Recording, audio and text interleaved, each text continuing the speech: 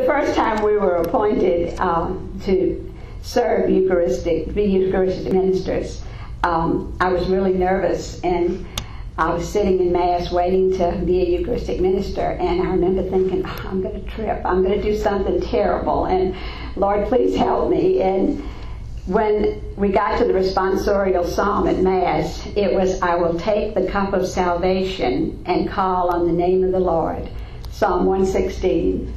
And I thought, oh wow, Lord, couldn't be any more clear. You're with me, you're taking care of this, I don't have to worry. Okay, the other thing that I wanted to talk about was humility. Now this sounds like a crazy story, but it happened exactly like this, I promise. I had heard about a hairdresser in Picayune who really did a good job, and so I wanted to go to her and have my hair cut. Now I only go about every 3 weeks, and I have my hair cut, and she washes and sets it, and that's all there is to it.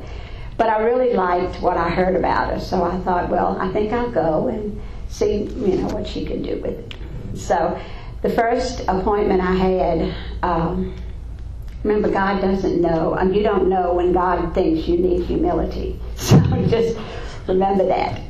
So the first appointment I went to, I couldn't find her. It was way out in the country, and I drove in circles all around these little country roads. I had no idea where I was going. I finally had to call her and tell her I was completely lost, describe where I was. She had to leave the salon, come out, find me, and I had to follow her back. So, of course, I was so embarrassed.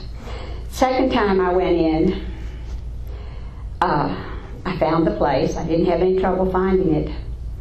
When I got there, I walked in, a big smile, and she turns around with her usual sweet smile, and she leaves the lady whose hair she was cutting, went over to her appointment book and said, Miss Pat, your appointment was yesterday.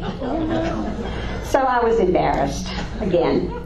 Third appointment, I had everything straight. I got there on time. I knew just where I was going. I knew the day I was supposed to be there. I got there. She cut my hair. She did a beautiful job, and I got home with my new coiffure. I felt so good about everything. And I was really tired, so I sat back in my old lazy boy in my den, kicked my feet up, and I had on one black shoe and one brown shoe. Honestly. So be careful when you feel like you don't need humility. Well, the last story I wanted to tell you is about trust. The Lord really showed our family what trust is all about. Our youngest daughter, Tricia, and her husband, Walter, tried for many years to get pregnant and were unsuccessful. She wasn't able to conceive and have a baby. So finally, after a few years, they did everything medically that they knew to do. Walter was in med school in Jackson, so they had access to all the medical possibilities. But they went to an adoption agency called All of God's Children, and they were able to adopt a precious little baby boy from Bulgaria. They had to go over there and get him and bring him back. And then a few years later, they adopted a little girl from Romania. And everything was good. They had their family, and everything was taken care of. Well, the children were about 14 and 10, and Tricia was 40 years old. They'd been married 18 years, and they called us one morning and said they wanted to come talk to us. Well, that makes you feel. You don't know what it's all about. They've never made an appointment to talk to us before. What in the world are they going to talk to us? Well, they barely got in the door when you could see the great big beam on their face, the smiles from ear to ear. They were pregnant. So they were very happy. The whole family was. But after 28 weeks of her pregnancy, she had a placental abruption.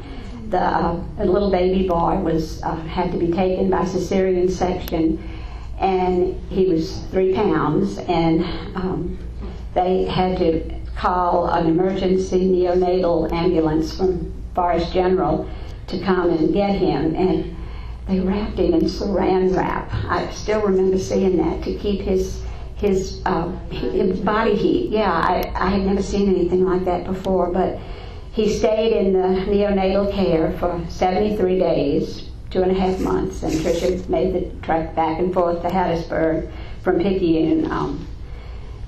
And it was a long time that we were praying that this baby would be all right. And the doctor even said that she was in grave danger at that point, too. But he was in an incubator for a long time.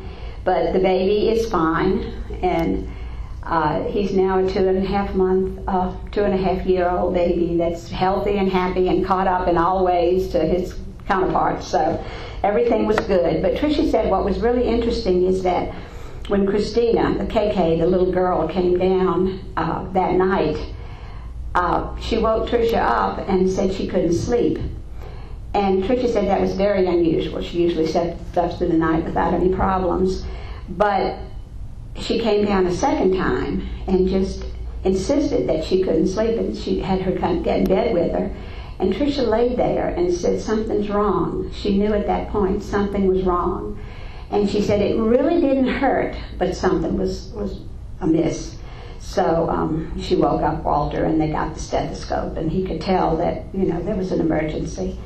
But she said that she knew it had to be God because of the circumstances of it. And again, God does all things well.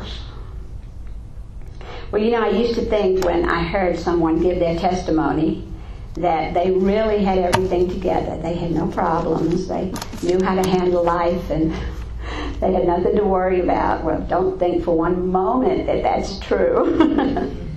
I spoke of the good things that God has already fixed. There's still a lot of things that He's working on. And I know, though, that we serve an awesome God, and that He's going to fix those things too. And then we'll all have good news to share. Thank you.